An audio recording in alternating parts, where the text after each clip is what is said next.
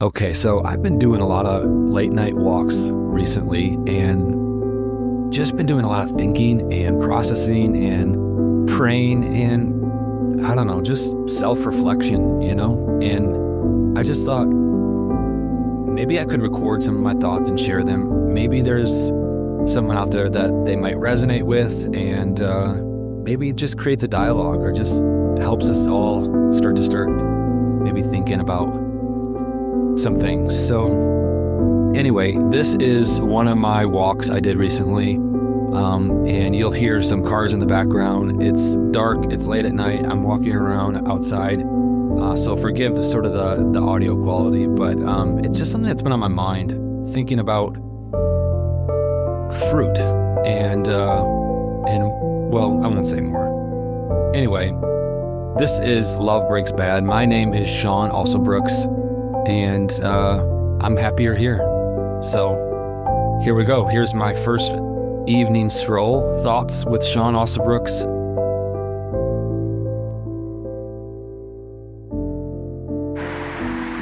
Jesus said, the way that they're going to know that you know me is how you love. You're going to be known by your love. So, I don't know, I've just been thinking and praying a lot the last several weeks. And I think the thing I've been chewing on and the reminder for myself is follow the fruit. Follow the fruit. Like Jesus says, you'll know a tree. It's not even Jesus says, science says, everybody says. We know what type of tree by looking at the fruit, right? By whether that's needles or leaves or actual fruit and berries and apples, whatever it is. You look at what comes out of, what is outflowing of a tree. That thing that's outflowing will tell you what that tree is. So I'm saying out loud to myself, follow the fruit. And it breaks my heart because as much as I can't stand churchy people, I love them and I love the church. I'm from that. Though they are my people. They literally are my people. And I think they frustrate me the most because it's my own family. But it breaks my heart when I see the fruit from the people who think they're following Jesus. Like, the words are right. The songs are right. The music's freaking great. It's all dialed in. I even believe it. There's sincerity behind it. But it's misplaced. It's misplaced. And I look at the people who claim so loudly to know and to follow and to love Jesus. And I look at the fruit. I just take the test that Jesus said. I take the scientific little test and I just look at that tree and I take it in for a minute or two. I watch it for a few days, a few weeks. Take a look at the history of the last year or 2 years. And what's the fruit? What are we seeing? What's coming out of there? Well, let me think about this. The Bible says, when it's describing the fruit of the Spirit, meaning life in God, life in and with and around God looks like this. That's the fruit of the Spirit. The Spirit is God. And it says the fruit of that Spirit, of God's eternal Spirit, is love. Love, joy. Love, joy, peace. Love, joy, peace, patience. Love, joy, peace, patience, kindness. Love, joy, peace, patience, kindness, goodness. Love, joy, peace, patience, kindness, goodness, gentleness, and self-control. That's the fruit of people who know Jesus, people who follow Jesus, people who are connected to the vine, as Jesus calls it. You can tell. I mean, look, there's a whole, just thought about that. That's a whole another story, but it's like the same metaphor of the fruit and the tree. Jesus says, I am the vine, you are the branches. Apart from me, obviously, you can't do anything. You're not going to live this God life. You're not going to live this kingdom life. You're not going to have this connection to really knowing the great mystery of God, of knowing how much you don't really even know. Anyway, that's a side tangent. But I'm thinking about the fruit again. Love, joy, peace, patience, kindness, goodness, faithfulness, gentleness, self-control. I just don't see it from the people who say they know Jesus. I don't see it. I'm not saying everywhere, but I'm saying a lot. I'm saying most. And it breaks my heart for them, and it breaks my heart for everybody on the outside looking at them and feeling the hate and thinking somehow that it connects to God. It's somehow, I don't know, representative of the universe. I think deep down we know it's not, but it's just sad. It's just sad to see. So I look at the fruit of the people who say they know Jesus, and I'll tell you what I do see. That first list, in case I didn't specify, was what I don't see. That's what's in the Bible. That's what the Bible said it should look like. But it's not what I'm seeing. And again, I'm not partial. If I'm partial at all, I'm partial to the home team. I grew up in church, deeply religious. I was trained in it. I served as a pastor, teaching people in it. So trust me, I know how it is. I know how it is. Anyway, I think about the fruit that I do see, and it's anger. I think that's top of the list, easy. Just this anger. Like it's in the voice and it's on the face. It's not even like a mad, it's not even a frustration. It's like a seething anger. It's like, that's not pretty. It's not pretty. And on the flip side of that, as heavy, but more hidden perhaps, is the fears. You can just sense the fear, the control, the fear of losing control, the fear of their tribe not winning, the fear of, I don't know, the fear of their neighbor. I also see a total lack of compassion. Just a total lack of any sort of, I'm not even saying Christian compassion, human compassion for other humans. Just the arrogance at which we speak, the lack of dignity that we see is just sad. And I see hate. Literally, as far as you can get from what God calls us to. I see hate. Where every emotion, every act, every phrase, every lack of compassion, every judgment, every mean thing that can be done or thought or said about somebody is justified because you're the right team. You're God's team. Guess what? If you don't love people, you're not God's team. That's basic. That's it. I mean, again, the Bible's super clear on that too. It says if you don't love people, I believe this is 1 John somewhere. If you don't love people, I like how the Message Bible puts it, you don't know the first thing about God. Literally. If you don't love, but you say you know God, I mean, it just doesn't add up. A 2-year-old, I mean, come on. It's obvious, right?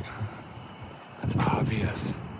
It's like saying, it's like telling me to believe you've been to Hawaii.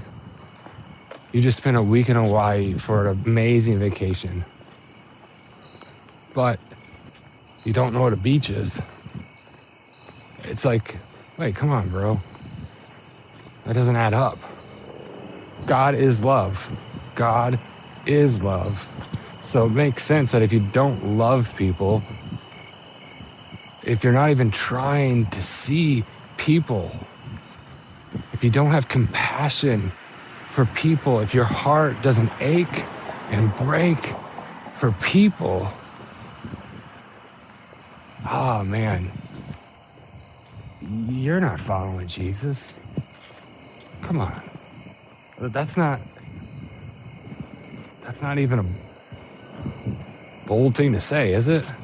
I mean, that's, like I said, a baby would know that. How was Hawaii? Oh, it was great. Oh yeah? How were the beaches? What do you mean beaches? Huh.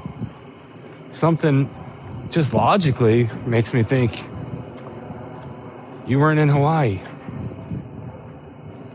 That's what I'm saying. That's what I'm thinking. And it breaks my heart. It breaks my heart to see it because we're supposed to be the love. I see so much judgment.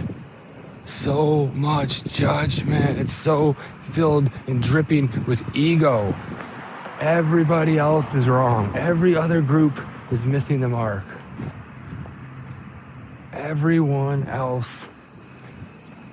is going to hell except you and your group. And every group feels like that about every other group.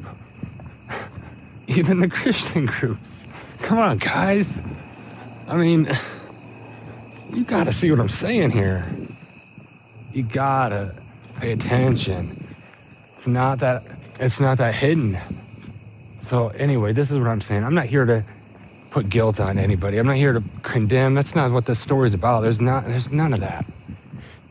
That's the kindergarten stuff. We're not here for that. We're here for freedom. And what I want to do is I want to invite you to, as I said at the beginning of this little evening stroll, follow the fruit. Follow the fruit. Just pay attention. Literally, just pay attention to what you're hearing and what you're seeing and what you're feeling. Pay attention to the faces on TV and the faces of our leaders. Face will say a lot.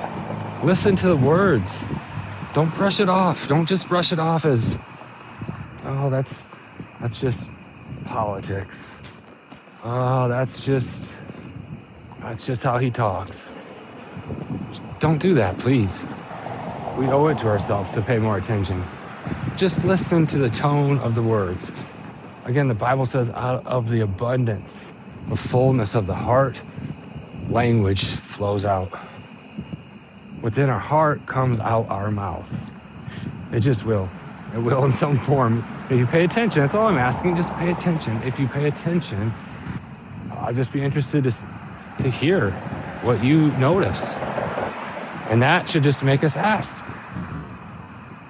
If this isn't the tree I thought it was, what type of tree is this? What is this fruit coming off? Because if it doesn't look like Jesus, it's not the right tree, right? We can agree on that. And we know the things Jesus cared about. I mean, he's talking about it nonstop. It's not politics. It's not pride of country. It's not patriotism. It's not rising to the top. It's not being the best. It's about becoming less, right? Of seeing, of opening our eyes to see the beauty that God is, to see the image of Christ in everybody, to see that there are people made in God's image and to have compassion. That's what it means to be a Christian. That's what it means to be a follower of Jesus, is when you love people. So look at the fruit. You heard the first list: love, joy, peace, patience, kindness, goodness, faithfulness, gentleness, self-control. I know that because I had that plaque hanging in my kitchen my whole life. This little wooden carved plaque that came from like some 1980s craft fair. Some old guy probably chiseled it in there. But yeah, I remember that plaque. I remember memorizing it, having to memorize it. But yeah, it's stuck in there. So grateful for that. Super grateful for that foundation of even knowing what to be taught about what life around God looks like. Look for these things. That's basically what that plaque was saying in my house. Hey, look for these things. Where you see these things, God is. God is happening. Love is happening when you see these. So just look on your team, your church, your political party, your group. Just look around. Pay attention to the fruit. Just follow the fruit. That's all I'm asking. Just pay attention. That's not a lift. I'm not asking for, Bible studies, Hail Marys. I'm not asking to write sentences. I'm not even asking you to feel bad about anything. I was just asking you for a few days, maybe for the rest of this week, just pay attention. Pay attention to the podcast, the news, the radio, the Reddit forum, the Twitter post, the reel, the gram, the TikTok. Pay attention to what you're hearing and follow the fruit. That's all I'm asking. Just line it up, put it in a little category. I want to put fruit that looks like Jesus in this box. And I'm going to put fruit that doesn't look like Jesus in this box. And just see. Watch for 4 or 5 days, 3 days, whatever works for you, and then just see which box has more. Are they equal? Is it all balanced out? Is it out of proportion one way? I know what I'm seeing. I'm seeing one empty box, and I'm seeing one box overflowing, and it's not the right boxes. I'm on a hill, by the way. That's why I'm breathing hard. Anyway, that's what I've been thinking about. Follow the fruit. And it's a good way for our own lives, right? Not just big picture, but even if you're just thinking about your own self. How do I grow? Maybe that's my team, yeah, but what about me? To me, I apply it. Follow the fruit of your day, bro. How's your attitude? How's your tone been today? How's your attention? Are you here? Are you present? Are you in the room? Are you somewhere else? How's your work been today? How's the love for what you're doing, also known as being present, right here, right now? How's that been today? How's the noticing been today? Right, just the noticing every day. Something little, something tiny, something interesting. Of course, there's the big stuff, sunsets and moons and fall leaves and, waterfalls. But there's that, heck yeah, yes to all that. But there's little stuff every day, all over. How's your noticing? That's what I can run through me. Follow the fruit for my own day, my own week. Right? It's a good way not to condemn myself. There's no condemnation. Jesus is taken care of. We're done. We're done. We're not getting into all that right now anyway. But here's the thing. It's not about condemning. It's about scorekeeping even. It's just noticing, right? It's paying attention to ourselves. It's a good barometer. Am I outflowing love? Or am I sucking in ego? Right? Am I projecting or protecting or defending or excluding? Or that's what the ego does. That's not what God's Spirit does, right? One is all about fear, and the other is all about love. I mean, they're polar opposites. So that's one thing. I think you will not be confused. I'll just say this. I'm almost home, so I'm going to wrap this up. But I will say this. If you do pay attention for a few days, I'm not going to even tell you what you're going to see. I will tell you this, though. I don't think it will be confusing. I don't think it will be hard to measure. I don't think it will be close to a tie, if you know what I mean. It will be clear. It will be clear. So just pay attention to that. Pay attention to that. And then I guess maybe we could follow up on the next walk of like, okay, you know, like maybe I did notice my tribe, my team, my group, my church is, the stuff it felt strong in one way or the other, all right? I'm not going to tip the scales for you. You decide. But if you do notice that it's maybe in a direction you'd not prefer, or you say to yourself that doesn't look right, or that doesn't match this, we'll talk about that more. But if you notice that, I want to talk about also like, what do you do then? What are next steps at that point? What are some things we can think about if we find ourselves there? So anyway, thanks for chatting. Thanks for walking. And I will catch you on the next trip.